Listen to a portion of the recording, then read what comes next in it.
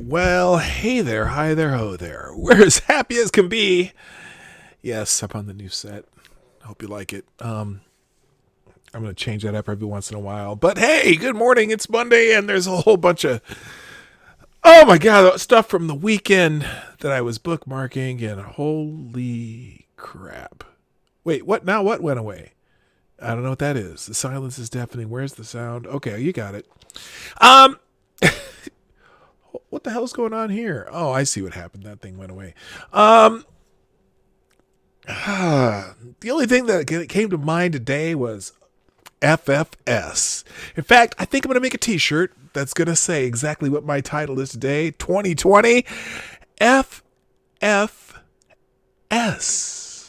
Because it's just been one of those years so far.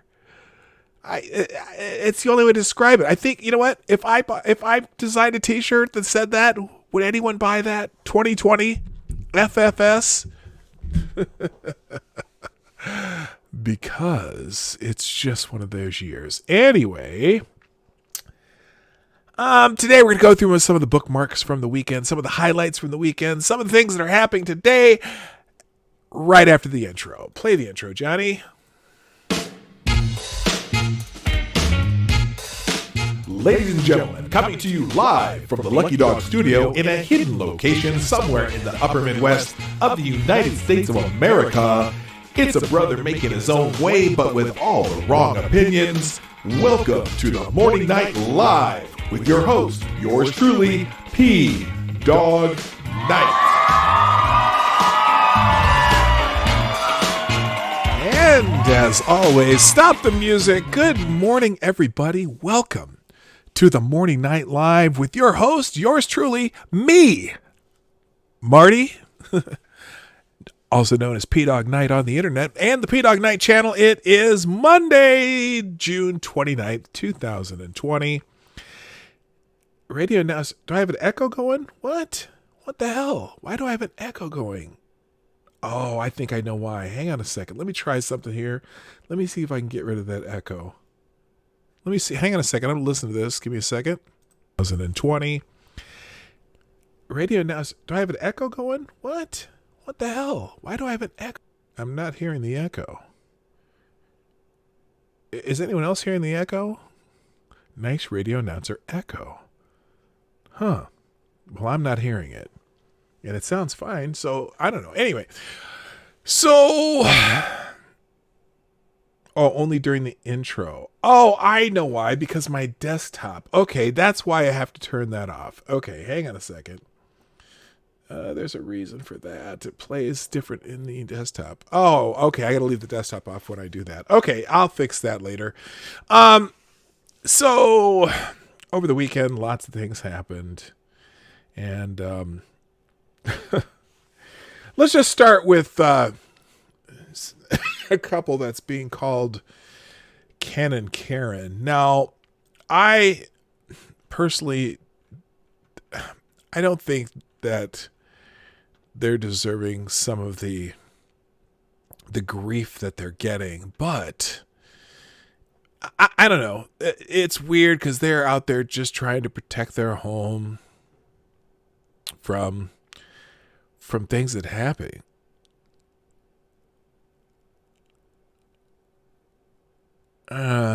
And of course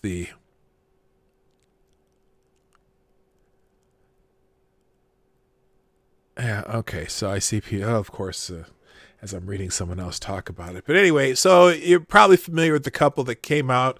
So people broke into a gated community because they're going to go talk to the mayor in St. Louis. And this couple decided to come out and protect their property in an interesting way. Here they are.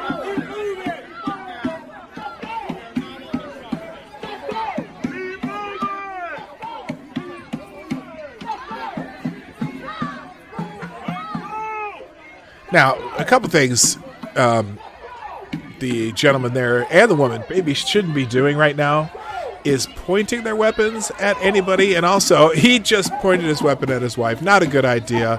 It still would be a good idea to point those at the ground at this point.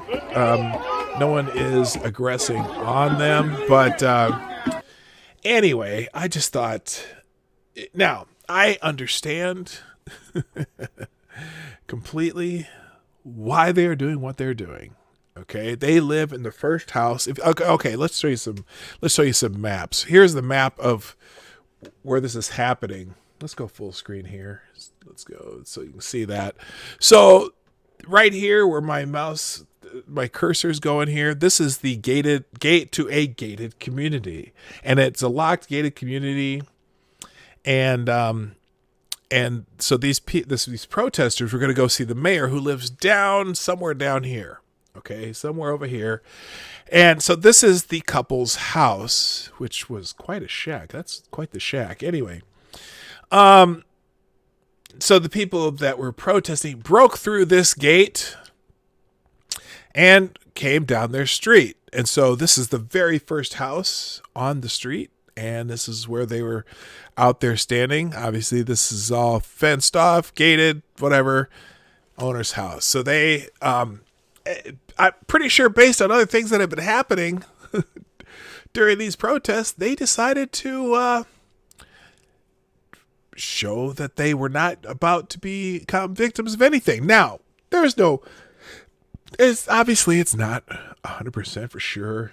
What the hell happens there? Hang on a second. Let me fix something here. That is supposed to be there. Let's fix that. Okay.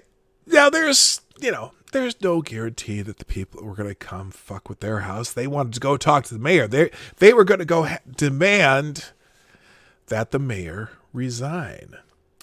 And so, but now they're calling them Ken and Karen.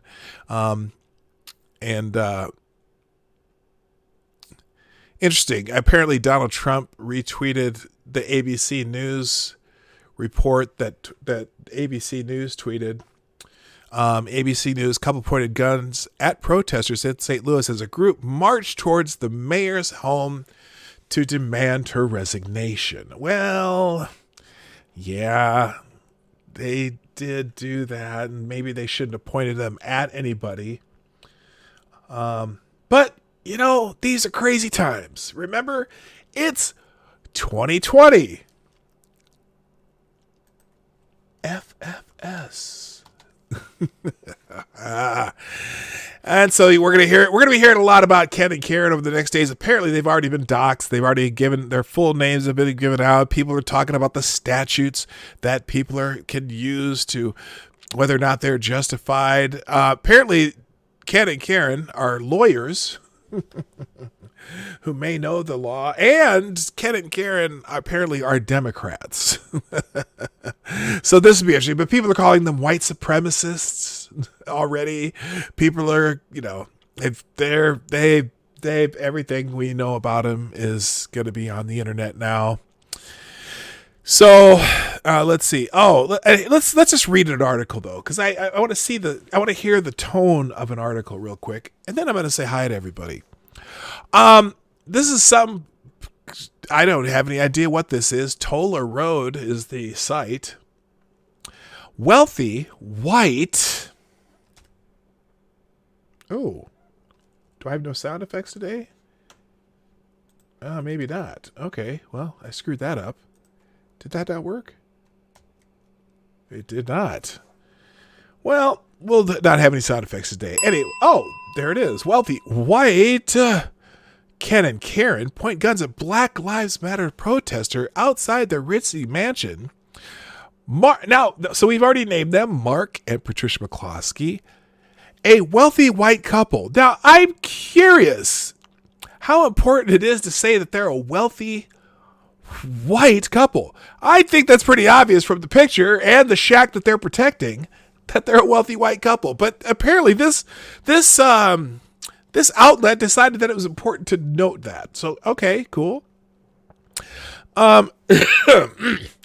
A wealthy white couple in St. Louis Central West End gated community emerged from their homes and waved guns, including an AR-15 assault rifle, at Black Lives Matter protesters who were marching toward Mayor Lyda Cruzan's house on Sunday night.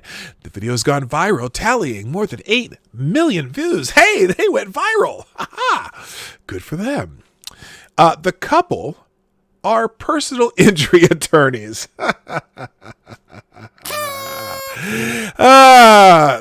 And apparently there's a couple different Ken and Karen MAGA? Really? I'll bet you anything that Ken and Karen are not MAGA people. But anyway, so we saw the one view. Let's see. Here's another view. Armed St. Louis lawyers confront protesters. Here's it is. 20-second long.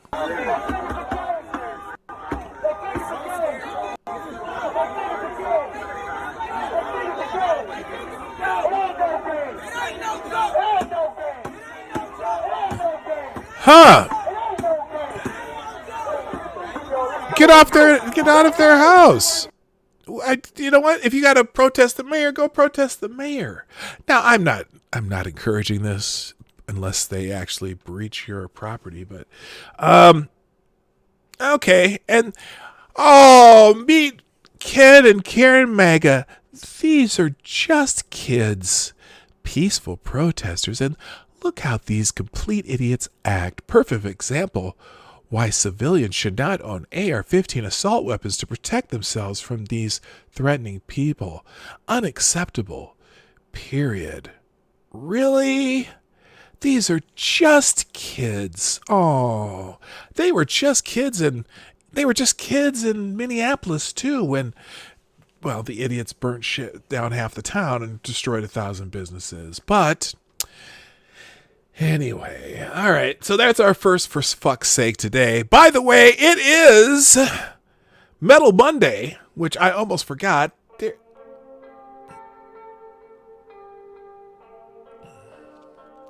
I don't know if you're feeling this yet, but you will.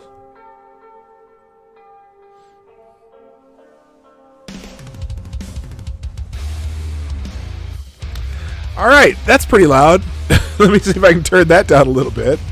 Holy crap. Let's try this again.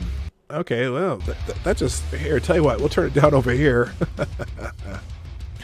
Also, well, it's metal enough, Duck Dog. Let's just say it's heavy duty rock.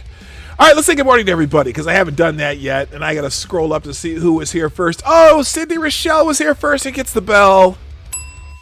Good morning, my friend. Also, thank you for tweeting out the show. I'll have a couple other thank yous in a minute. Good morning also to Staff and Joe Scarborough, Advocatus Diabli, the Devil's Advocate, Black Hebrew Israelite. That's right. Also, good morning to Hey Larry, Dr. No. Hey, you haven't been around in a while. Good to see us. Midday Sun, Big Assassin 80. Becca Farley, who also tweeted out the show. Thank you, my friend. Duck Dog, Attack Alpaca, DI Freighter Watcher. Let's see. I'm gonna scroll down. Jaeger Pony, what's up, my Canadian friend? Keever Dam, Rolling Bear, Mike Savage, Blarg. Also, good morning, my friend from down under, Richo. Good morning, Cynical Lindsay. Johnny Bonsaco. Hey, nice to see you back. Who else is here? I kind of got everybody. Small Man's here. Good morning. Good morning. Good morning. Also, I think I'm getting there. I'm getting close. Sean DW, what's happening? Six is here. Six. Nice to see you here live at the show. Also, good morning to Renee Mayette. And, oh my gosh, I've got a lot more scrolling to do. It says I have more here. Midnight in Exile, Ryan Walters, James Crow. Oh man, there's a whole lot of people here. I'm just trying to get cut up. Selecta Boy is here. Yeah, boy. All right, and hey, I said hey Larry already. Amy in Connecticut, Maniac Man. Holy shit, the gang is all here. This is awesome. I think I got everybody. Sugar Blue Driftwood. Is that? Oh, that's because my headphones are turned up real loud. I'll turn that down a little bit. And I think I got everybody so far. There's a whole lot of people here. Holy moly. Tyler F., how you doing? And Adam Richard. I'm seeing names. Chadwick Dupree is here in the Hazel. Mad Max, formerly Rod Line, Tales of Gore. Robert Lapine, how you doing? Dark Isle. Man, this is a full house today. Holy moly. Well, I'll tell you what, if you like what we do on the Morning Night Live, let me know by hitting that thumbs up button. Also, you are the sponsors of the Morning Night Live. You'd be so kind to share the stream out. And also, if you want to do donations or super chats, you can do that through the Streamlabs link in the description down below, or it's in the chat. This show is sponsored by viewers like you. Support the show with your donations and have your super chats read live on the show. You will become a permanent part of this episode of the Morning Night Live. So, and good morning to James Colley. How you doing, buddy? All right. Oh, recent vision too. I did not call you Karen.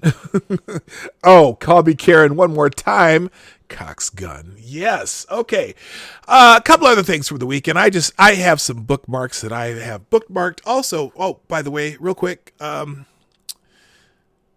and my computer's going really slow. Thank you, Tyler F., Cynical Lindsay, Becca Fairley, Cindy Rochelle, all of you who've tweeted out the show or retweet my tweets. You can do that at Twitter, Minds, Gab, or Parler. Now, I'm also on Parler.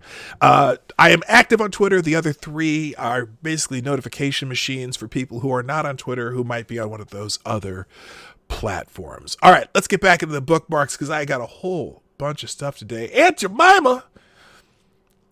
Oh, by the way, Aunt Jemima, I figured out what they're going to, I know what they're going to call, to change the name of the syrup. Somebody did this. I don't know who did this, but yes, it is Aunt Jemima. I laughed so long when I saw this the other day. One of my friends texted it to me, and I literally had to put it on the screen, and I tweeted it, and that's probably the most interactions I've had on Twitter in a while. Now, there are a couple other versions. We have Mike Tyson's Thurop. And then we also have, there's also a Joe Biden version called You Ain't Black. Oh, yes. 2020 FFS. Can I get an FFS from you? FFS. We might just change Mondays to FFS Mondays to complement FTG Thursdays. I Ain't Your Mama pancakes mix. Yes, we can do some of that too, Sean. Anyway, yes, those are precious. No, Aunt Jemima, though, that one cracked me up. I was laughing all the morning. And again, that got a quiet. Oh, there's a Jesse Lee Peterson version too. Oh, good God, I got to see what that is.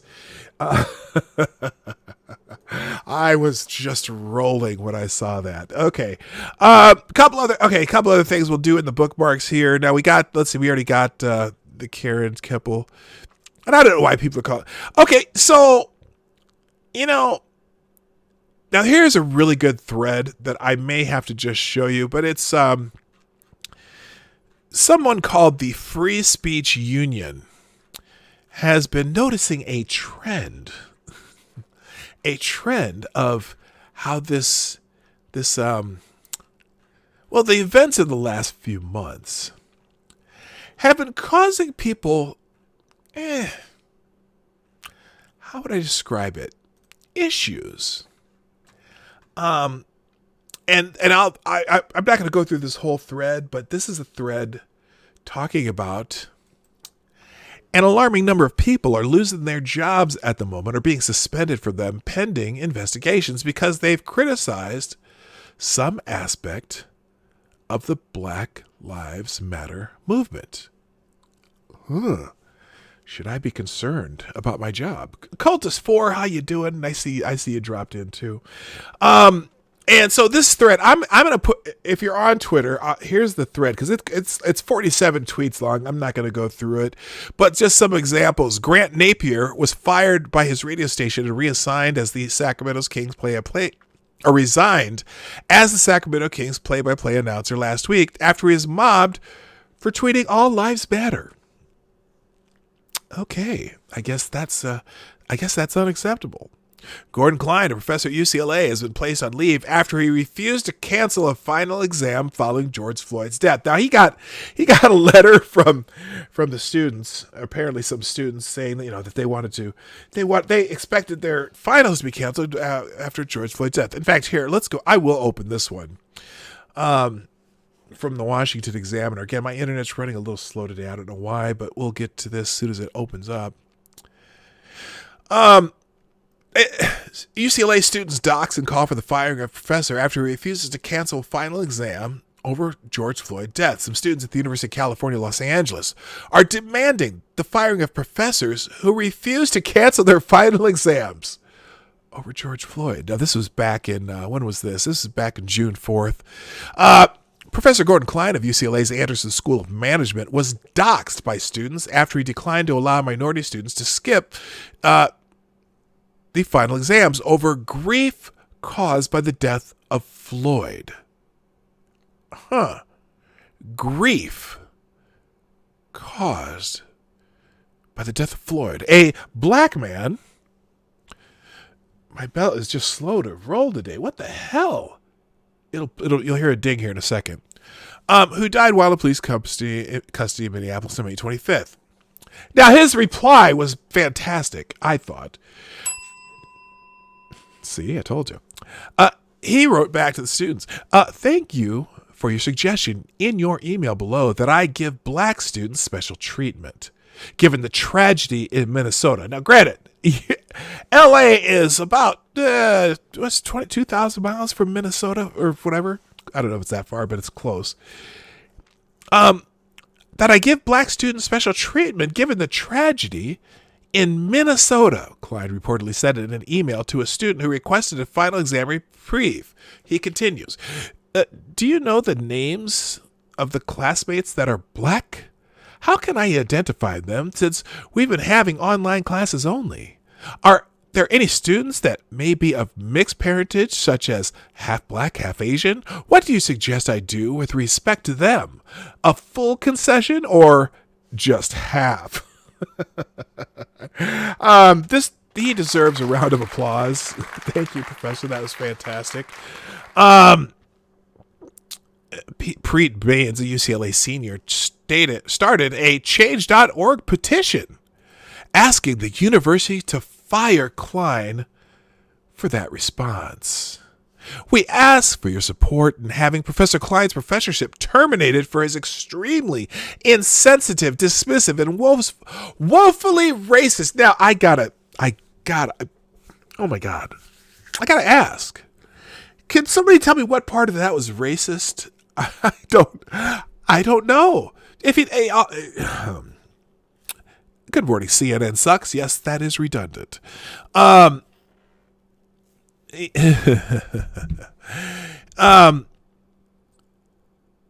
woefully racist response to his students' request for empathy and compassion during a time of civil unrest. You're 2,000 miles away. Take your finals. What did you?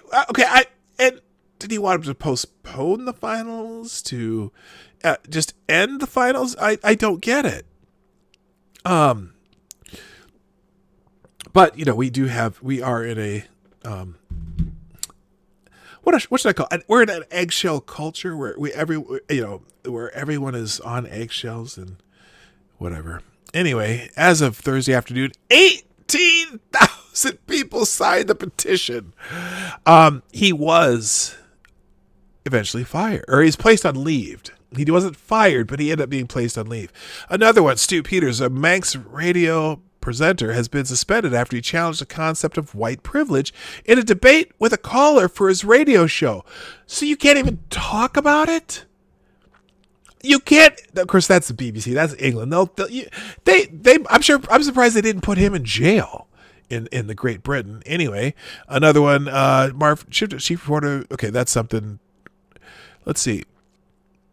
Book judge asked over Black Lives Matter comment. Let's see. He was forced to step down as Wales Book of the Year judge after he complained that the Black Lives Matter protest in Cardiff broke the Welsh's government's social distancing rules. So you couldn't even complain that they were breaking social distancing rules. But I thought that COVID was the most important. Never mind. I don't know. Now, you may disagree profoundly with what these men have said, but you should defend their right to say it without losing their careers. As George Orwell said, if liberty means anything at all, it means the right to tell people things they don't want to hear. But thou shalt not criticize Black Lives Matter. Let's see, what else? Oh, the op-ed editor of the New York Times resigned after being criticized by left-wing co-workers for publishing an opinion piece known as an op-ed, as an opposing editorial to the New York Times by Republican senator for calling the U.S. Army to be used as a backup in American cities to maintain law and order. So, yeah, heads rolled. Also, Stan Wishnowski, the top editor of the Philadelphia Inquirer, has been forced to resign because of a headline on an article in the paper about buildings destroyed in the riots, reading, "Buildings matter too." Too insensitive to Black Lives Matter. I don't know. Hundreds of poets are calling for the president of the U.S. Poetry Foundation to be fired because of its statement last week saying it stands now. All right, listen to this one. They're asking for the president of the Poetry Foundation to be fired because its statement last week saying it stands in solidarity with the black community and denounces injustice and systemic racism. They want him to be fired because that statement didn't go far enough.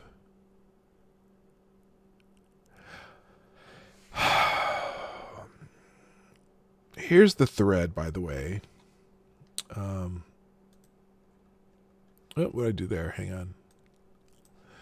Here's the Twitter thread. Like I said, I'm not going to go through the whole thing. But here, FFS, for fuck's sake. Students at Cornell are demanding that a chemistry professor, David Collin, be fired for tweeting that an incident in Buffalo, New York, in which a BLM protester was pushed over by a police officer and hurt his head, was not an example of police brutality. You're not even allowed to have an opinion. UCLA has launched an inquiry after students complained about a white politics lecture, a U.S. Air Force veteran reading aloud Martin Luther King's letters from a Birmingham jail, which includes the N-word. The lecture was about the history of racism. So they complained because they read the words of Martin Luther King, but that word was in it. Dr. King actually said that word. I wonder if they just want to cancel Dr. King too. The editor-in-chief of Bon Appetit, Adam. Okay, this is the one we laughed about a couple weeks ago. The editor-in-chief of Bon Appetit has stood down after a piece he wrote genuflecting to BLM was judged to be insufficiently pious by his staff, and he wore an inappropriate Halloween costume 13 years ago. I just noticed that my music just went to hell, didn't it? Hang on a second. Sorry, gang. I'm having all kinds of problems here today. Is this even playing? It is playing. Oh. All right. Now the music's back. Yes! We're back. It is, for those of you who are not familiar, Mondays, Metal Mondays. Whoa, we got our first super chat of the day. Thank you. This is Kyle. Little Shackalicious. How did that get over there? My alert box should be over here. Okay, I'll fix that. Now we know that. Thank you. This is Kyle with the 333 saying, hello, chat people and PDawg. Well, hello to you. Mr. Kyle, how you doing? Also, BG. Oh, I didn't do it. Damn it. I don't have my staying alive, staying alive. Good morning, BG and Renovaccio and Post Ghost. All right, moving on. Let's get into some more recent one. Oh, what's this? Hang it. Hold up. D Dwin fired from MTV's The Challenge after posting "People die every fucking day" in response to a Black Lives Matter protest. Oh, shit. But it is true. They do die every day. I'm sorry. Claudia Eller.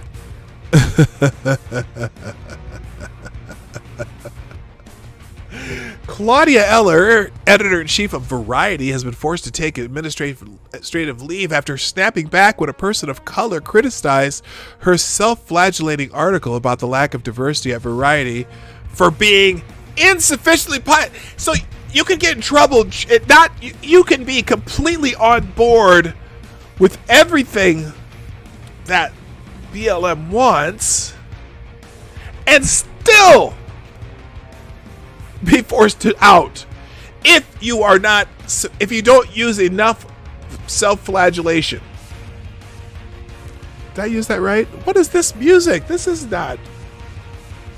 weird. I'm not used to hearing that. All right. This one was the best. LA Galaxy player Alexander Kataya has been released by the club following critical posts made by his wife, Tia Cattell, about BLM protesters on Instagram. So his wife tweeted something, and the LA Galaxy fired him because of something his wife said. Oh. Leading economists, including Paul Krugman, are calling for Harold Uhlig, a professor of economics at the University of Chicago, to be fired as editor of the Journal of Political Economy because he criticized the BLM movement. Oh my goodness. Let me go down here because let's see if there's some of the more recent. We know they got rid of Gone with the Wind. Tucker Carlson always on the chopping block. They're always going after his advertisers. UK TV, which is owned by BBC Studios, just deleted The Germans from its streaming service. A Faulty Towers episode in which a character called the Major is chastised for using the N-word. And someone asked me which N-word. That would be Nottingham. Thank you. Good morning, Mephistopheles. Excuse me. Stand by for technical difficulties. I'm not having technical difficulties, am I? Let's see. Who else? Let me see if there's any other good ones. Yeah, we did with the Condon. Lego has suspended advertising building sets and products, including police stations, city police vests, and the White House in solidarity with the Black Lives Matter movement. Well, thank you, Lego. Racism and police brutality has been solved. You know what? Some of these things that are, I don't know if any black people are actually asking for this. Lego will not include building sets with police stations, city police vests, and the White House. In solidarity with the White House? Oh. Well, didn't the black guy live in the White House at one time? I could have sworn a brother lived in the White House sometime. I don't know, recently? Oh my God, I hadn't seen all these because they keep adding them. He's up to June 14th. Okay, he has. Oh, there's 19 more. Holy shit! How many? Holy shit! There are a lot of these. There's 47 of these, by the way. I'm gonna skip Uncle Ben. Uncle Ben, rest in peace, Uncle Ben. And also, rest in peace, Aunt Jemima. Let's see. The Rugby Football Union may ban fans singing "Swing Low, Sweet Chariot" because it's culturally appropriate. Because it's cultural appropriation. FFS. Sorry, I'm screaming. FFS. Yeah, boy. FF. Yeah, Wait, what the boy. hell? Oh, I'm hitting the wrong button. That's why. FFS. Oh my goodness. Let's see here. Holy shit. California man fired over alleged white power sign. Says, oh, this one. Oh, I can't believe they fired this guy. Okay, let's look at this one. We might just stick with these today. California man fired over alleged white power sign. Says he was cracking his knuckles. Now, what's, well, somewhat hilarious about this one. This man's not white. At least in theory, he's a white Hispanic. A California man who was fired from his job earlier this month over a picture of his hand said he was cracking his knuckles. And you know anyone who cracks their knuckles like this? I know a lot of people can do that. Said he was cracking his knuckles and was not intending to form an alleged white power gesture. Emmanuel Cafferty was fired from his position at a San Diego Gas and Electric after a fellow driver on the road took a picture of his arm hanging out of one of the company's trucks. The Twitter user wrote in a now deleted post that the SDG&E employee, later identified as Cafferty, was using a white power symbol near a Black Lives Matter rally in Poway, California. Cafferty, who is Mexican American,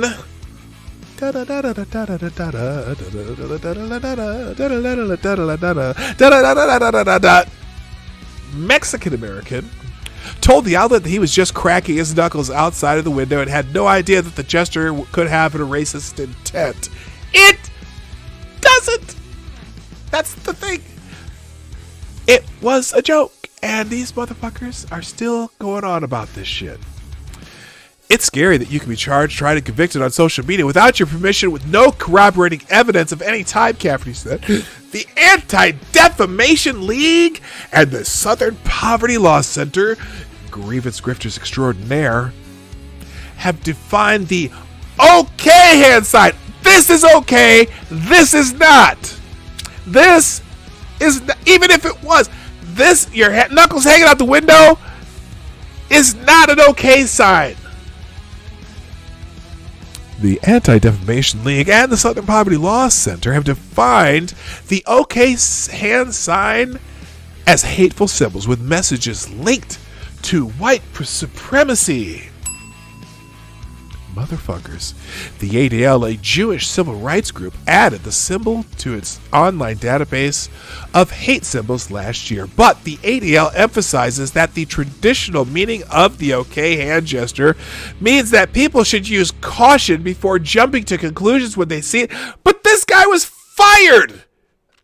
Is this... Wait, where's the picture? Is that...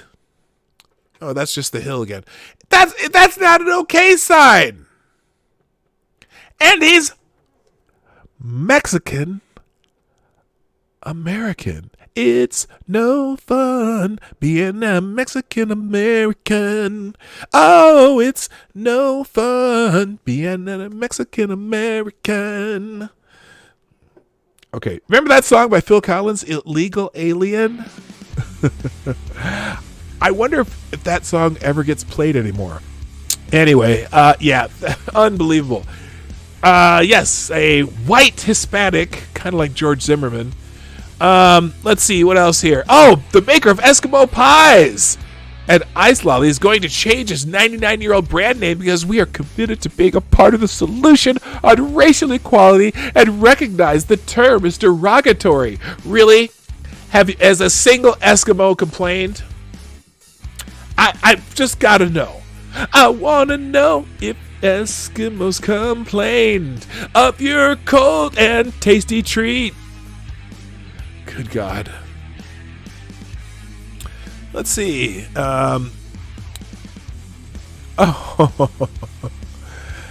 Okay, here's one. Ben Mulroney, husband of Jessica Mulroney, is stepping down as host of E-Talk on CBC after his wife lost her own job as a presenter on CBC and was disowned by her best friend Meghan Markle after an Insta spat with a black influencer. Okay, I gotta read this one.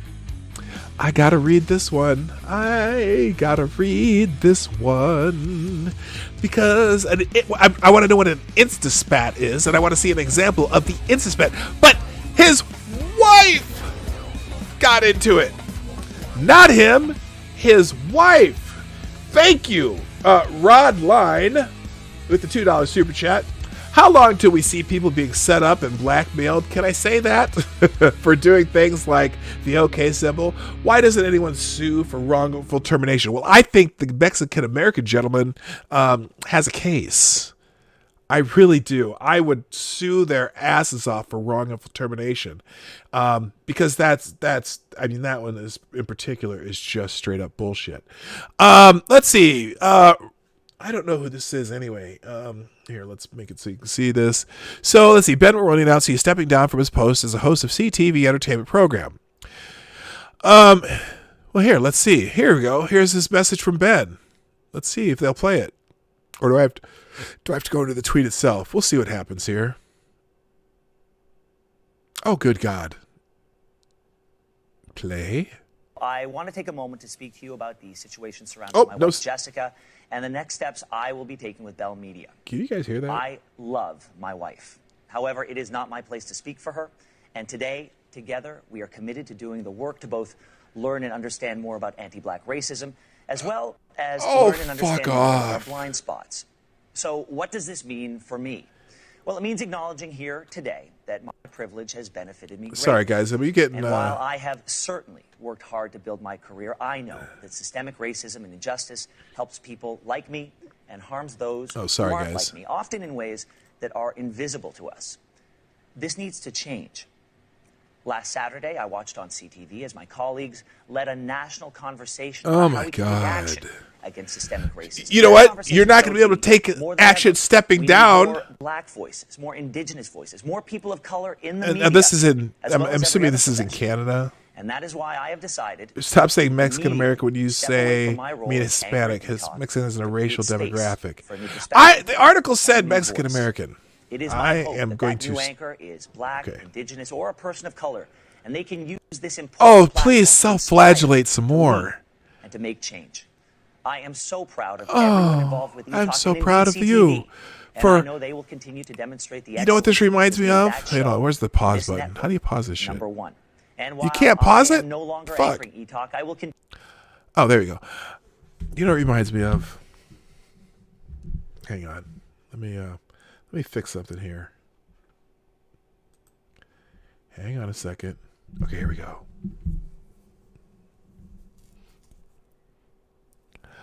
I take responsibility. Thank you. Thank you very much. All right, fuck this guy. I'm done talking to him. FFS! FFS. He should be an FTG, but I'll just say FFS because it's all. The chairman of the board of governors at British Columbia University, Michael Cronenberg, has resigned after liking tweets criticizing Antifa and Black Lives Matter protesters. Well, you know, I think it's quite appropriate. There's some black people who've been criticizing Antifa and Black Lives Matter protesters. Well, maybe not the protesters, but the aftermath of the protesters. Holy shit. I'm just going to stick with this. I have some other bookmarks. Any other good ones?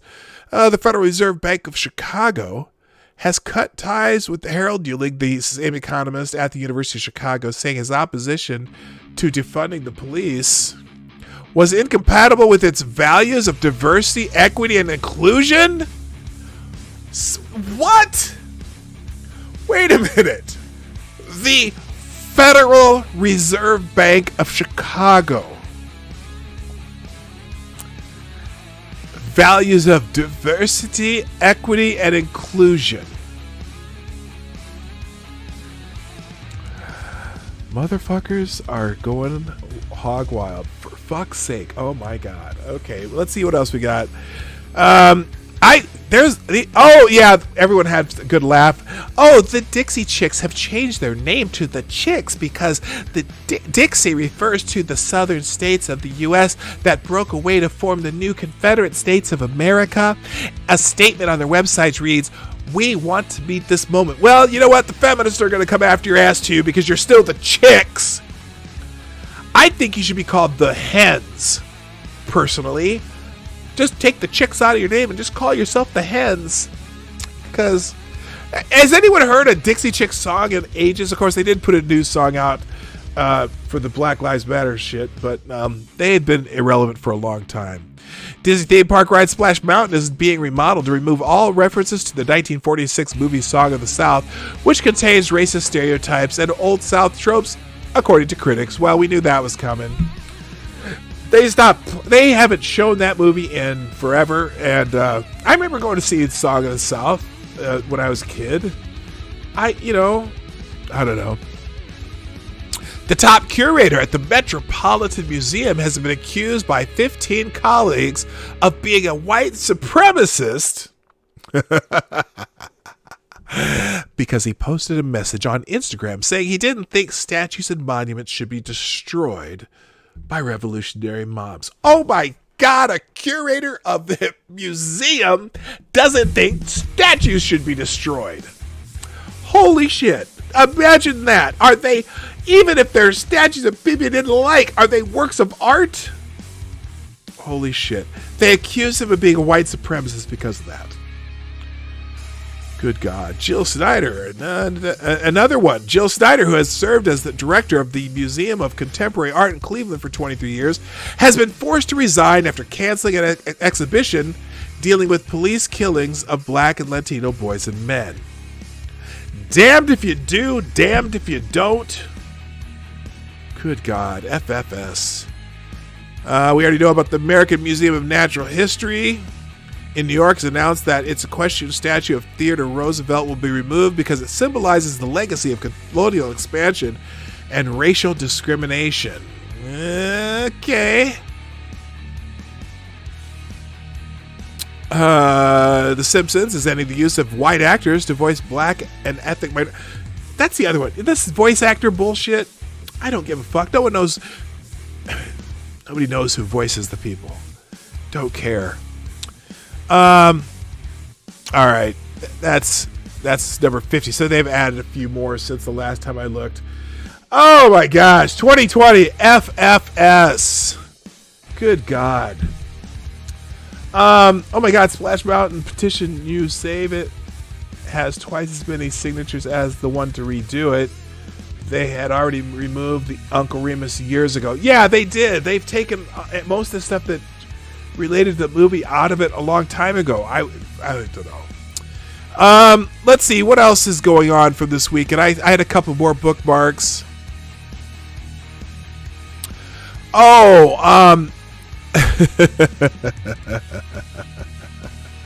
By the way, the one that they've missed is this one.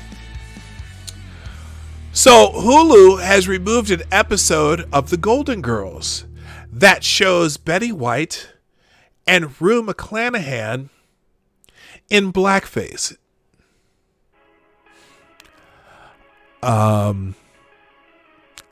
Even black people are laughing at this one. Here's so and they're moving all these episodes and whatnot. Let's read the Hollywood Reporter article first. No, by the way, nobody asked for this. Everyone's just running scared. A streamer's removal of the 1988 episode becomes the latest in a string of scenes or episodes removed that feature blackface. Now, this is not blackface, but I'm going to tell you, Hulu has removed an episode of The Golden Girls that contained a scene in which Betty White and Rue McClanahan are mistaken for wearing blackface. Mixed Feelings, episode 23 in season 3 of the sitcom, aired in 1988 and shows Michael, the son of Dorothy, planning to wed a much older black woman, Lorraine. Dorothy is concerned over the age difference, while Lorraine's family disapproves of their daughter marrying a white man, and thus the two families attempt to end the marriage. In the episode, Lorraine's family finds Rose and Blanche trying a new mud facial treatment as they greet their family. Rose said, this is mud on our faces. We're really not black. Very funny scene, actually. I remember that scene. Now, what's funny is as I saw this, I was looking at some of the replies on Twitter to this situation. Hey Hulu, please take a look at the replies to this poppycock. Majority are from black fans of the Golden Girls, specifically stating that this episode is a particularly great episode about acceptance, and those were mud masks. They were not wearing blackface. Guy, black man says, it's a mud mask and described as such. Not a black person in my family or in my social circle found this offensive. It's one thing to be woke, but tripping? Midwin Charles, absurd. They clearly say in the episode it's a mud mask. Just stop killing us. Because this ain't stopping. Taking an episode of the Golden Girls off of your rerun cycle does not stop. It does not end racism. Yes, check your logic, exactly. How the fuck does any of this help George Floyd? It doesn't. George Floyd's looking at the inside of a coffin right now, and may he rest in peace. Good God. Hulu needs to correct this overreach. This episode is not about blackface. Welcome to 1984, y'all. These are all black people telling them. I mean, I'm looking at just the black people telling in the replies. Just stop. Here's one. Hulu, Golden Girls are innocent. These women were advocates for all kinds of injustices. Do you think they agreed to do an episode wearing blackface? No. Don't mess with our Golden Girls. I mean, it's all black people telling them. Do you all know what systematic racism is? It's not Betty White in a mud mask, and it's not master bedrooms, and it's not black cartoon characters being voiced by non-black people. Ding. Next thing you know, they're going to be Betty White's going to change her name. Betty White is the most overrated person living today. Oh my God, check your logic. If I had a corner to put you in, you'd be in it right now. Betty White is the... I'm sorry, I can't even say it. She's the queen of television.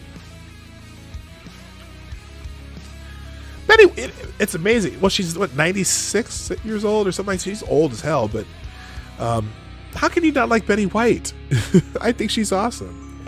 Anyway, holy shit. Anyway, all right, last couple bookmarks. Let's go back into my other stories. I have two more stories, and then we're going to go into trends and get the hell out of Dodge. Another one I bookmarked here over the weekend. Okay, this is here's another one. Now, you know, I've been talking a lot about how people are just trying to fan the flames, trying to go viral, trying to create a scenario that is one thing when the scenario probably isn't that thing. And so I came across this tweet over the weekend, and this is a combination FTG FFS. So this guy tweets, a white supremacist opened fire at a group of peaceful protesters who were organized at Jefferson Square Park in Louisville, Kentucky today, demanding justice for Breonna Taylor. Multiple victims were shot.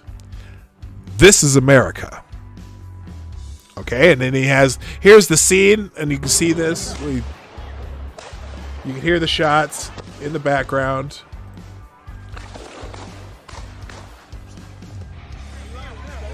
Okay, and there's some chaos. This is the guy with the camera trying to get out of the scene.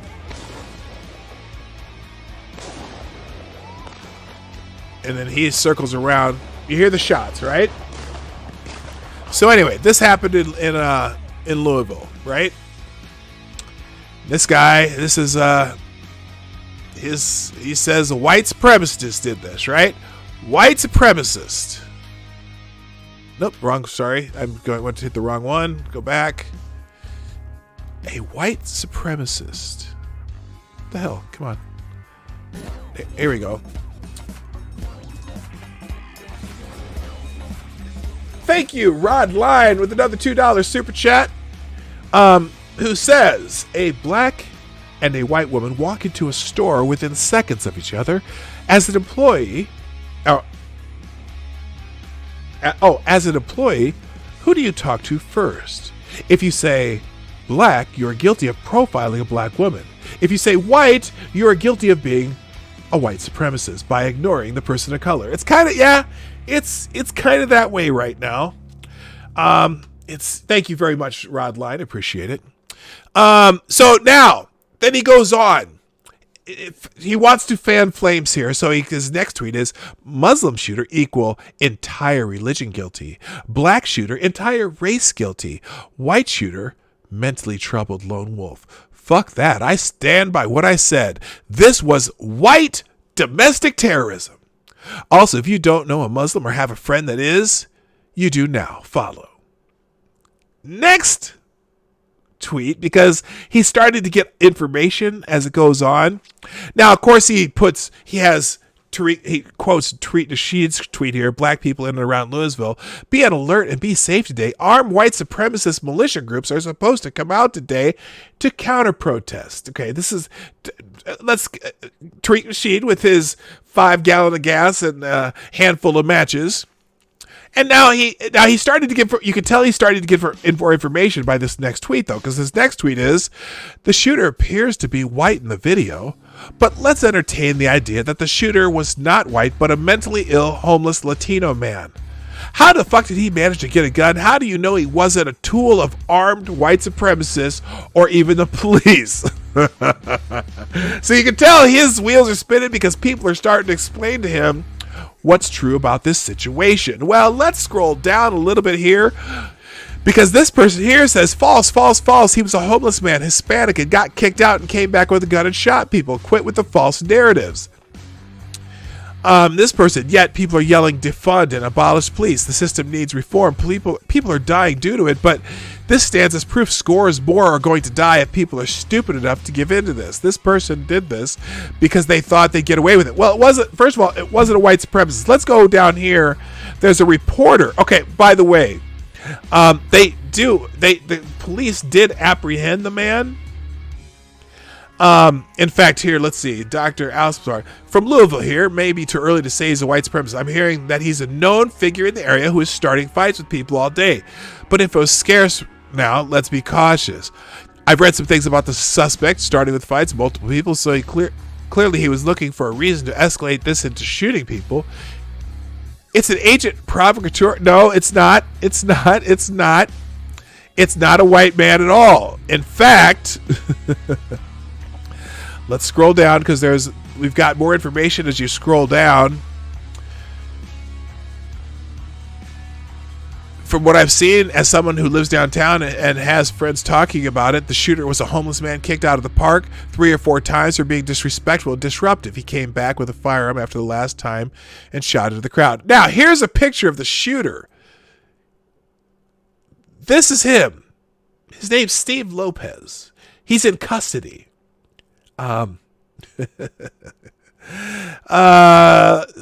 Steve Lopez is not white. No, he's not. Also, let's see. Now there's where is it? And then again, this guy has this here. Is he a white supremacist? Haven't seen any reporting on who he was or why he did it. Can someone point to a source? They didn't have a source. Here it is, right here. This is a reporter that put out a post. And let's see. Brad Harris, he's a local reporter. Louisville, Kentucky, just left the site of the shooting at Jefferson Square Park. See video in a previous post. I'm told that Steve Lopez is a homeless gentleman who has been sleeping in the park for the past few weeks. Many protesters have said he suffers from mental illness and has constantly caused disruptions and fights in the park, causing him to be arrested several times and put out of the park by protesters on multiple occasions. Protesters say today Mr. Lopez was involved in another altercation and was thrown out of the park by protesters once again. They say he left and apparently obtained a firearm somehow. somehow. He would then allegedly return to the park and open fire, killing one person. I've been told that Jefferson County Sheriff's deputies rushed out of the Hall of Justice and immediately took Lopez into custody following the shooting. I encourage everyone to view my previous video post. It contains live interviews between police and eyewitnesses, as well as witness interviews. So, but whenever it happens, if you say homeless doesn't mean not having stuff. Yeah, that's true. But it's you. Everyone wants to immediately fan flames and try to make this a race war thing. It's just so it's so frustrating watching this happen in our country, and thus the FFS. By the way, Morning Night Live is brought to you by you, the viewers of the Morning Night Live. Hit the share, hit the like. If you're watching on replay, put a comment down in the comment section, and the Streamlabs link for Super Chats is in the description and in the chat. It pops up every once in a while. Also, follow me on Twitter, Mindsgabs and Parler. If you don't get notifications regularly from Twitter, you will get it from there. And I am very active on Twitter. If you're on Twitter, I am very active on Twitter. So there you go. All right. Last couple bookmarks. I had a couple more. By the way, let's see. Tech Force Prime. He's like Shadow Stevens meet Lionel Richie and a bit of Uncle Phil. Oh, that's that was someone describing me who retweeted the show. He's like, okay, I'm going to say it again. He's like Shadow Stevens meets Lionel Richie and a little bit of Uncle Phil. I'll take that. Cool. Rest in peace, Uncle Phil, by the way. All right. My last bookmark before we get into some trends. There were a couple that I had. Which one will I do here? Oh, well, first of all, there's a huge thread on Michael Flynn, which I'm not going to go through, but I highly suggest you read it. I'll put it in the chat. Just about how the New York Times, because the New York Times wrote an op-ed or an editorial, looks like. Or no, it's a news article. It's an editorial disguised as a news article. And the news article is how Michael Flynn's defense team found powerful allies. Which, honestly, you know what it should say? How Michael Flynn's defense team found out that the whole case was bullshit. But that's not what they did. Here's the lead. A lawyer for the former National Security Advisor turned to the Attorney General for help, and he delivered months before a pair of appellate judges handed Mr. Flynn another legal victory.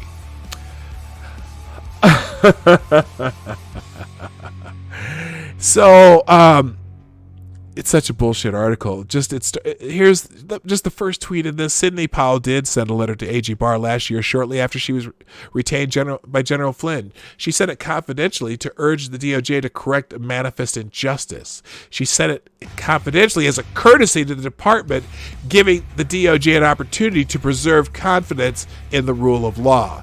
AG Barr forwarded Sidney's letter to lead prosecutor Brandon Van Grack, who replied that there was no further Brady material outstanding, which was a lie. You're a lying dog-faced pony soldier. Because they found it later and got it to him somehow.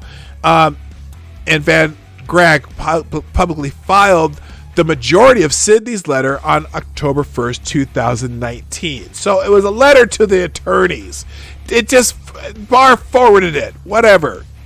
There was no underhanded secret here. Sidney was vocal about her view of the case long before she took on the Flynn defense. She wrote an op-ed February in 2018 urging General Flynn to withdraw his plea. That was in the Daily Caller. She also, Sidney believed Judge Sullivan, appointed by the DDC to the DDC by Clinton was the judge best equipped and experienced to know that the prosecutors had made up the case and were hiding evidence of Flynn's innocence. She also detailed that in a December op-ed. I'm not going to read the thread, but here it is in the chat. If right-click, open that up, and read it later. It's a great thread about the whole Flynn case. The Flynn case is a joke. It really is. It's and there are going to be, I'm just saying, there's going to be some people with a lot of explaining to do, probably in front of juries. Just saying. Let's see, real quick. The last one I really wanted to highlight today was, this. I'm going to turn the music off for this one, or pause the music. Hang on a second. Because this one you just got to hear, and I think it's worthy of hearing without the music. This, brought to my attention by Anomaly. If you don't know who Anomaly is, he's kind of a rapper, political philosopher, dude, young guy, real smart. He's got a lot going on. But this is someone named Andrew Schultz, and this internet comedy bit is priceless. So here we go. Let me put this on here. Andrew Schultz. Righteous is always a form of white supremacy. Martin Luther Cream, what the fuck are you talking about? Sean says in the Bible, when Jesus wanted to hide, he went to Egypt, not Denmark. That is true. Probably because Denmark didn't exist. But I think the brilliant revelation Thurgood Marshmallow was trying to make is that... Wait a minute. You got to start this over, because he started off right. Because Sean King talking about taking down statues of white Jesus. I'm going to start this over, because he starts off with my favorite name for Sean King, Martin Luther Cream. Righteous is always a form of white supremacy. Martin Luther Cream, what the fuck are you talking about? Sean says in the Bible, when Jesus wanted to hide, he went to Egypt, not Denmark. That is true. Probably because Denmark didn't exist. But I think the brilliant revelation Thurgood Marshmallow was trying to make is that Jesus wasn't white. Thurgood Marshmallow. Now, I used to call him Thurgood Partial, but I think Thurgood Marshmallow is even better. I think they're both good. Anyway. Hey, Sean. No shit. He was from Nazareth, a.k.a. Palestine, a.k.a. future Israel. He looked more like Osama bin Laden than Jared Leto. You know why Jesus had to walk on water? Because the TSA wouldn't let him through. Here's an accurate mock-up of Jesus. He looks like quarantine DJ Khaled. I don't know if that's the son of God, but I know for certain he has white sauce hot sauce. So, Sean is technically white. I mean, right. Europeans did transform the image of Jesus to make him look like he owns a gay cupcake shop. Obviously, he wasn't some bearded, long-haired white guy. Whoa, Chris, you spooked me there, is what those girls said. But did they make Jesus white to oppress minorities? No. They did it to convert white people. Turns out you can get way more followers if the people you represent think you're one of them. You know what I mean, Sean?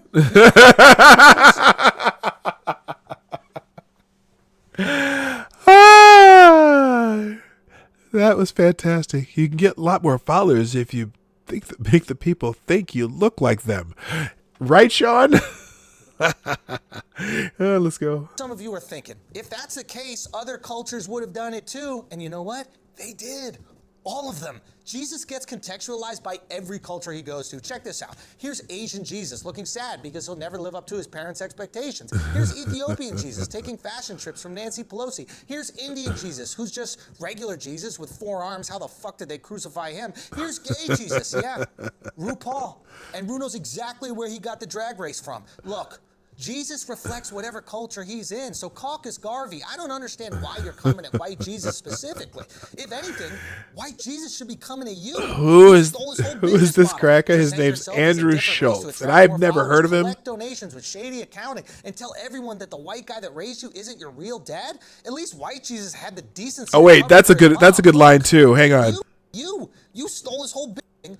White Jesus should be coming at you. You stole his whole business model. Present yourself as a different race to attract more followers. Collect donations with shady accounting and tell everyone that the white guy that raised you isn't your real dad. At least white Jesus had the decency to cover for his mom. Look. Dude's name is Andrew Schultz. I wasn't familiar with him until I saw that video, and that's just hilarious. Quite funny. By the way, quiz question. Here's the quiz question. I got to take this off the screen. So, now I got a question, and you can answer, and I'll show you the answer in a couple of minutes after we get into Twitter trends. Based on media coverage of COVID-19 over the weekend, which state do you think recorded the most coronavirus deaths yesterday? Again, based on media coverage of COVID-19 this weekend, which state do you think recorded the most coronavirus deaths yesterday? Put your answer in the chat, and we'll come back to that shortly. All right, let's get into some Twitter trends, and we'll come back to the quiz answer today in a minute. On the Explore tab today, we have... Oh, shop small. Now's the time to support the places you love. Learn to more at Shop Small. Let's see what that means. Let's see if that comes up anywhere. What does shop small mean? Is this going to show me anything? I'm assuming they mean shop small business. Now, if you live in a major city where near a protest, that may be a little bit more difficult. Oh, small businesses' doors are open again. Let's show up for them and help them start strong. Yeah, I'll tell you. Shop Small's mask and face guard set. Okay, cool. That's kind of cool, though. She got a little she coordinates, okay? She coordinate her face mask with her mask, or her face shield with her mask. That's called coordinate. Shop Small. Wearing one of my handmade masks. Check my Etsy to get one. Oh, okay. Anyway, so they're encouraging you to shop small businesses. Hopefully you don't live in an area where all the small businesses have been burnt. There aren't a lot of midget-owned businesses here. That's cute. Avocados Diablo, you're so funny. Hello, Talon Blood Rain. I did not even see you come in the door. Also, Hate Camel. What's up, brother? And Richard Cranium. I see you too. I see you. I'm over here in the Game Boy right now. See. Oh, by the way, just curious how you think of my my new sets, or my new whatever graphics. I'm gonna change them up every once in a while. I found that Game Boy Color though, and I said I had to use that. Okay, let's go back to the question of the day. The question was, what was the question? The question of the day was, based on media coverage of COVID-19 this weekend, which state do you think recorded the most coronavirus deaths yesterday? Now, if you were watching the news, boy, you heard about Florida, and you heard about Arizona, and you heard about Georgia, and you heard about Texas. In fact, you know what? I gotta find this because where is it? Tweets and replies. Let me go in here because I was looking on this. So there was this report over the weekend. Let me see if I can find this real quick. It kind of, well, lots of things annoy me, but this one annoyed me a lot because it was an article talking about COVID, and they said something about. Well, let me see if I can find it. Hold up. I know that boy. I was busy on Twitter yesterday. It's kind of trying to find this shit. Was it before Aunt Jemima? I don't know. Let's see. I should have had this ready. What? Wait a minute. I have a tweet that violated Twitter rules? Oh, they got rid of that dude that had he did a joke that really wasn't cool, and they're trying to kick him out of Kansas State. I don't even remember that. Well, anyway, there was an article. It was I don't know if it was ABC News or what, but they write this article, and the beginning of the article says, like, California, Arizona, Texas, and Florida, big rise in COVID cases. The first sentence of the article started out with California, Texas, Florida, and Arizona, have record new cases, not deaths, not hospitalizations, just cases. And it was like a 1,000-word article. And the only time the word California showed up in the article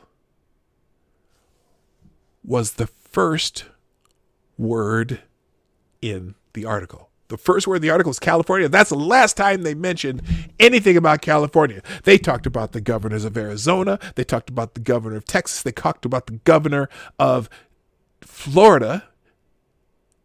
Do you see there might be an agenda going on here? Do you think? Well, the answer, actually, if you go by Worldometer, the answer to my question is New York. New York had the most COVID deaths yesterday, followed by California, followed by New Jersey and Florida. Texas was way down there, even though, and that's just number of deaths, not per capita, but all they've talked about all weekend has been Florida, Arizona, Texas, and they hide the fact that California has, has had, they're having the highest number of cases, and California barely opened back up. I mean, you got to remember, Texas started opening back up April 9th. April 9th. Okay.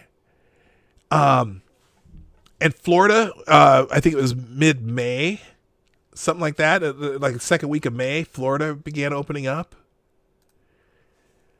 And they're still talking about, hey, Scribe, dog throttle, how you doing? But they're still talking about, but they're only talking about Florida, Texas, Arizona. I wonder why the media is so focused on them. By the way, their death counts aren't anywhere near, even per capita, close to New York or New Jersey yet, or Michigan.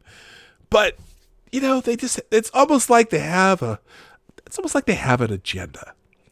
You know what I mean? You know what I'm saying? It's almost like they have an agenda. All right, let's get back and let's check out what's going to happen on Twitter, and let's get the hell out of Dodge. On the notification page, Explore page. Yes, it's shop small. American Express is encouraging you to just do small businesses. Oh, let's see. A couple of their highlights on this page are Supreme Court strike down Louisiana law regulating abortion clinics. I'm not familiar. Well, let's see just the head on that.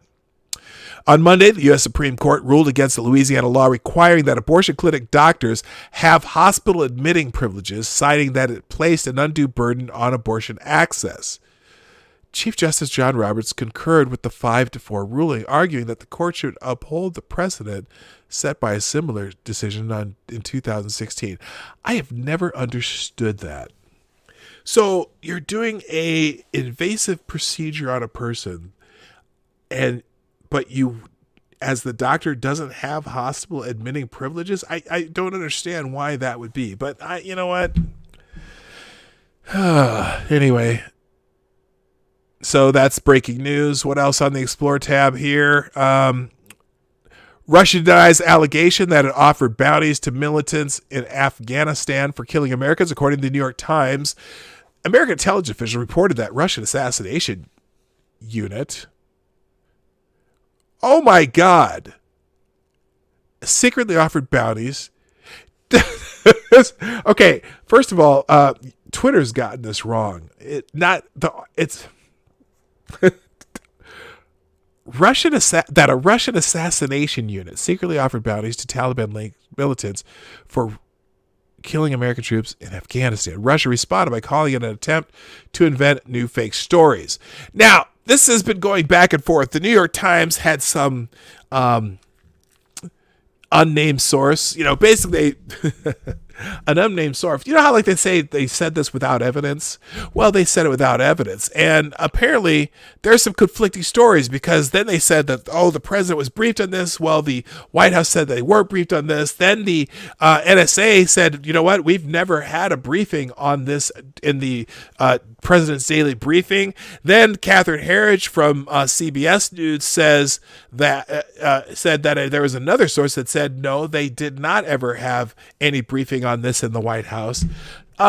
Interesting, but it's funny because then I was reading a couple different replies on Twitter, as I tend to do, that were saying, well, this has been confirmed by the Washington Post, the Wall Street Journal.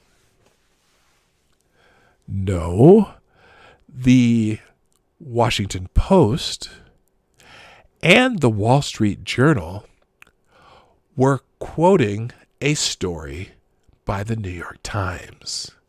They have incestuous relationships in the media when it comes to stories like this. They do this little circular reasoning thing, and that's how that happened.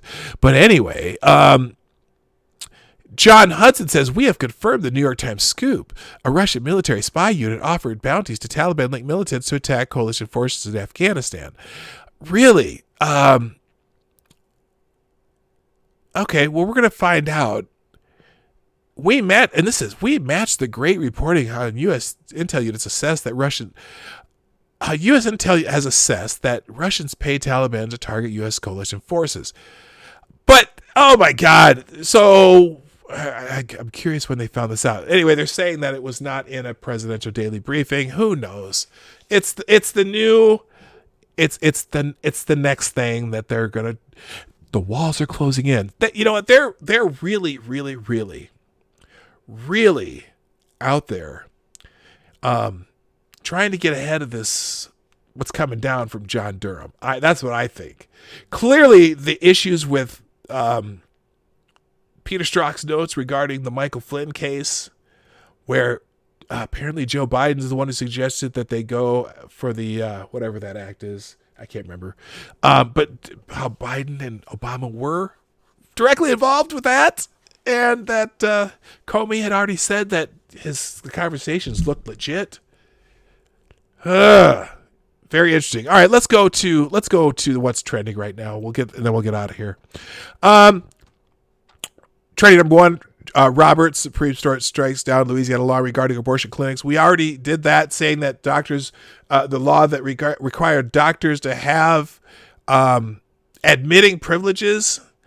I don't understand why that shouldn't be the case, but you know what? That's just George Stephanopoulos. I don't care. Anyway, 5-4 vote. So people are probably going to be bitching about that. Iran's trending also. Iran issues arrest warrant for Donald Trump.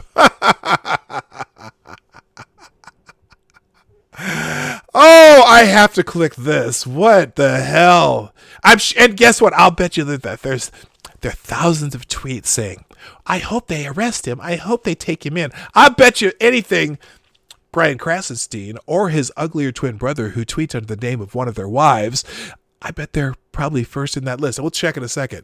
Tehran has issued an arrest warrant and asked Interpol to help detain U.S. President Donald Trump and others it believes carried out a drone strike that killed a top Iranian general in Baghdad, a local prosecutor reportedly says. While Trump faces no danger of arrest, the charges underscores the heightened tensions between Iran and the United States, and Trump unilaterally withdrew America from Tehran's nuclear deal with world powers.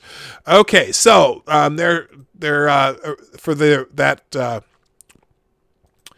for when they killed that the general that had people killed in Iran. Anyway, let's see if I gotta find. I only want to see a Krasenstein tweet on this, and it doesn't look. Oh, I'm shocked that they're not up in the top of this heap here.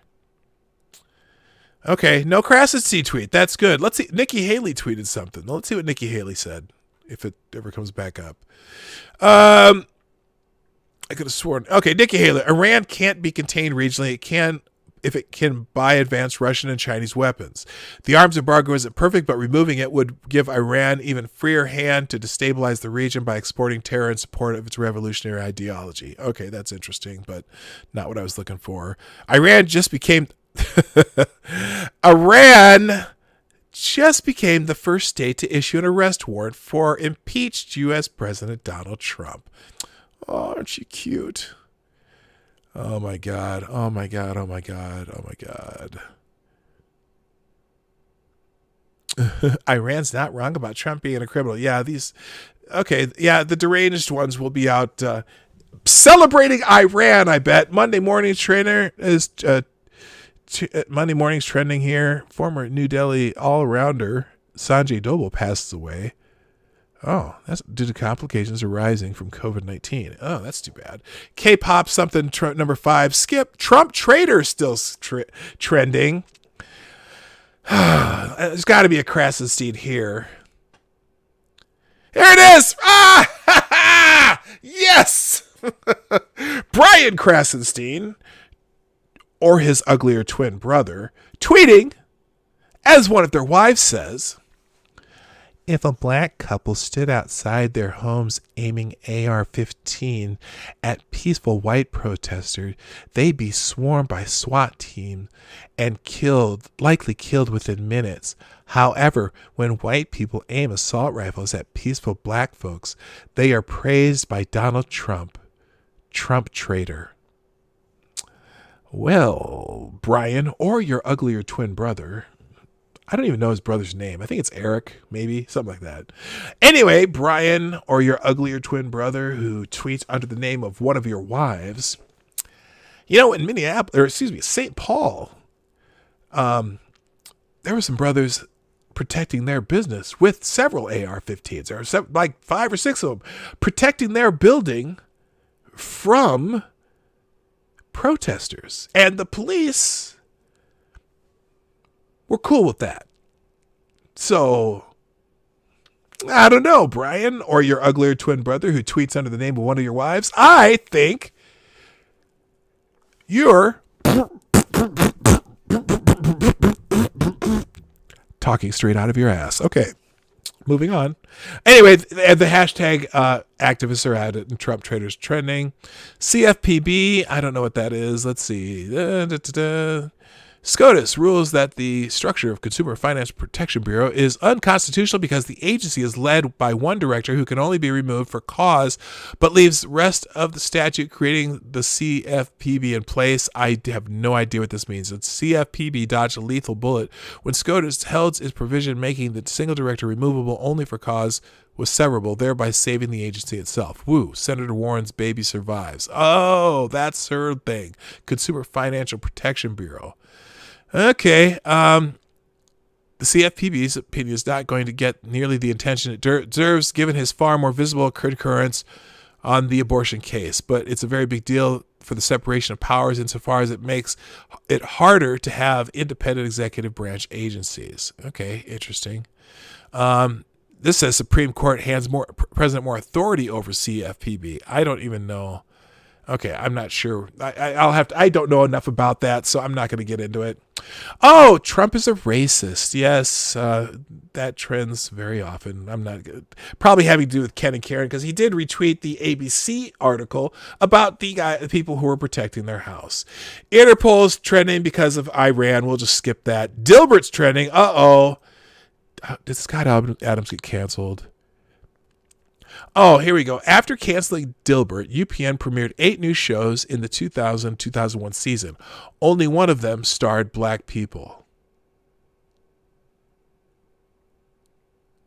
Oh, Scott Adams. Because Scott Adams said, I lost my TV show for being white men. UPN decided it would focus on an African-American audience. That was the 3rd job I lost for being white. Those other 2 in corporate America. They told me directly. Now this says, after canceling Dilbert, UPN premiered 8 new shows in the 2000-2001 season. Only one of them starred black people. And then other people. Let's see. November 26th, when Adams asked why the show was canceled, he explained, it was on UPN, a network that few people watch, and because some of the management screw-ups between the first and second seasons, time slot kept changing and we lost our viewers. We were also scheduled to follow the worst TV show ever made, Shasta McNasty. On TV, your viewership is 75% determined by how many people watched the show before you. So that killed us. Okay, well, you know what? He may have said something different back then, and it looks like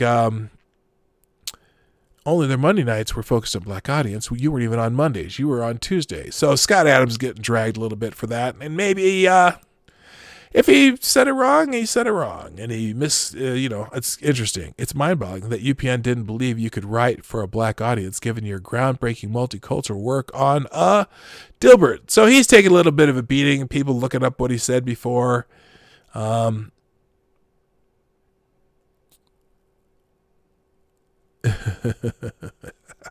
The fake Donald Trump, Scott Adams, never complained about his low-rated Dilbert show on the failed UPN network being canceled until suddenly he decided UPN canceled him because he was white. Proud of you, Scott. Being a low IQ Trump supporter has turned you into a whiny little bitch just like me. Yeah, the hashtag activists and Trump parody accounts are in full force today. Interesting. Ken and Karen are trending. That's the couple who are trying to protect their house. CJ Roberts, that's Chief Justice Roberts. We know why he's trending. Gilead. Gilead details about its pricing plan for a COVID-19 drug, remdesivir. Gilead CEO said that a 5-day course of remdesivir will cost private health insurers in the United States $3,120. It will cost governments of developed nations, including the U.S., $2,340. That's going to piss some people off. But, wow. At the level we have priced remdesivir with the government programs in place, along with additional Gilead assistance needed, we believe... here's their announcement. In making our decision, we consider the full scope of our responsibilities. We started with our immediate responsibility to ensure price is in no way a hindrance to ensuring rapid and broad treatment. We also balance that with our longer-term responsibilities to continue with our ongoing work, to maintain our long-term research in antivirals, and to invest in the scientific innovation that might help generations to come. Oh, wait. Now they changed this. Gilead CEO pens an open letter announcing and justifying the price of remdesivir, a COVID-19 treatment. Governments will be charged $390 a vial. Most patients will need 6 vials over 5 days, $2,340. U.S. private insurance will be charged $520 or $3,120 for 6 vials needed. Well, people are going to be pissed off about that. Let's see. And the government is buying 500,000 doses. All right, well, I'm sure you're going to be hearing about that today. Moving on, last but not least, on the trends, the AR-15 is trending. Oh, goodness. Wait a minute. Internal, Carter, I don't need that. We don't need that. John Wayne, Democrats want John Wayne's name taken off the airport in Santa Ana, California, because he did an interview once where he dropped an N-bomb in 1969. I don't know. I'm ambivalent. I don't care what they name their airports. Although John Wayne's, regardless of one interview, John Wayne's still a legend. AR-15 is trending because something NYPD is apparently hunting for a violent ex-con in Brooklyn double homicide. I wonder if these are one of the people they let out for COVID.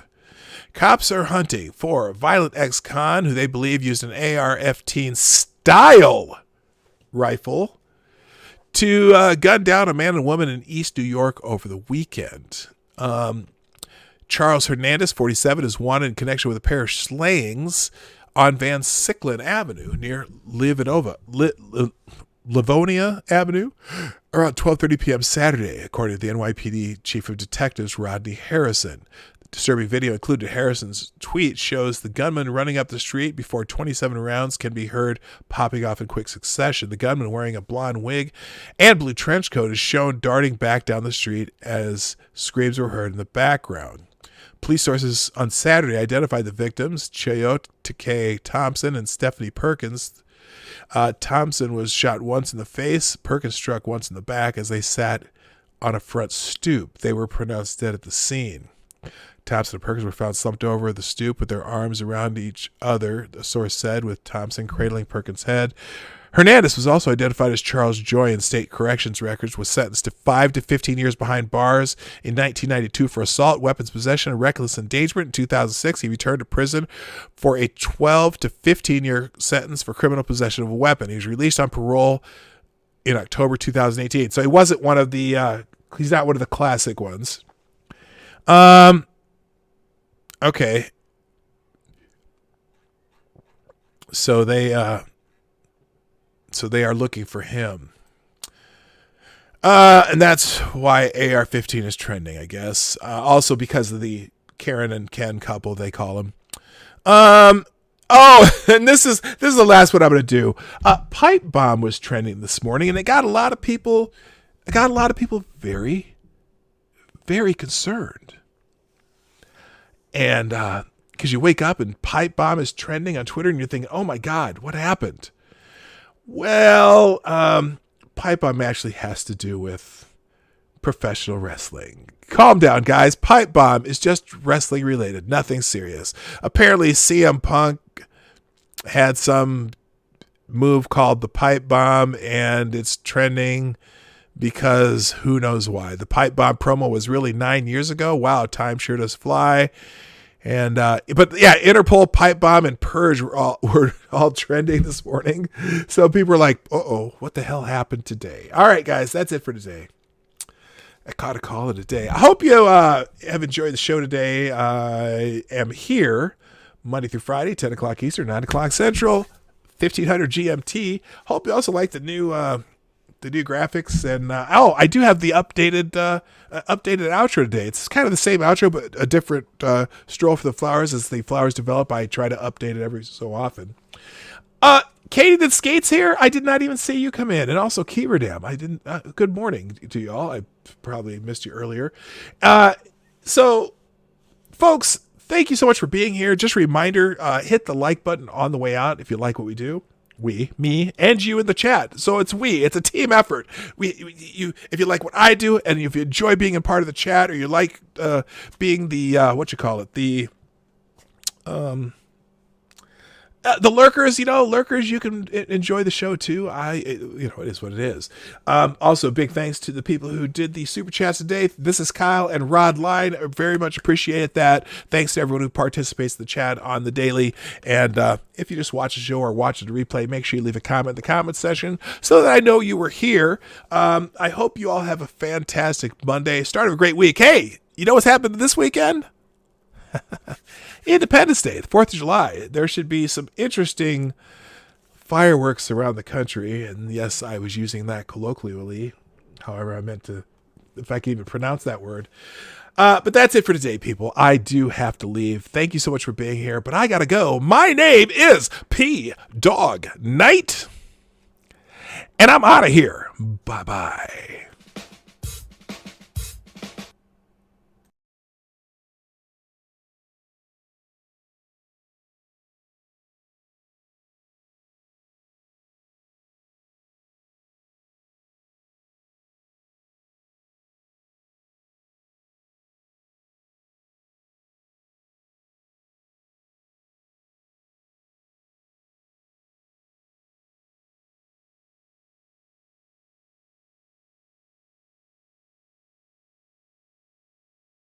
Eastern, 9 o'clock Central. A special thank you to all supporters of this channel who share our videos on social media and who make donations through the Streamlabs link, which is also in the description down below. Thanks again, and until next time, I'm PDawg Knight, and I'm out of here.